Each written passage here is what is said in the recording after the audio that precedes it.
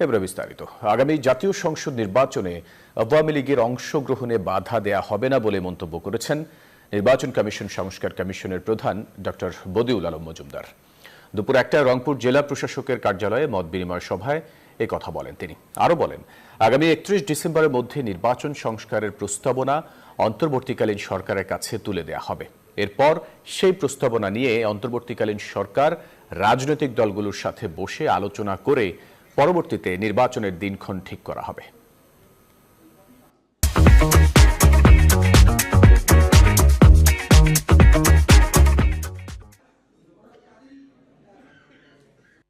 আওয়ামী লীগের ব্যাপার আমরা চাই যে একটা অন্তর্ভুক্তমূলক নির্বাচন সব দলের অবশ্যই যারা নির্বাচনের জন্য তারা প্রস্তুত হয়ে নির্বাচনে অংশগ্রহণ করতে পারবে এবং কোন রকম বাধা বিপত্তি তাদেরকে দেওয়া হবে না, তাদের জন্য বাধা সৃষ্টি করা হবে না, সেরকম আমরা একটা নির্বাচন চাই।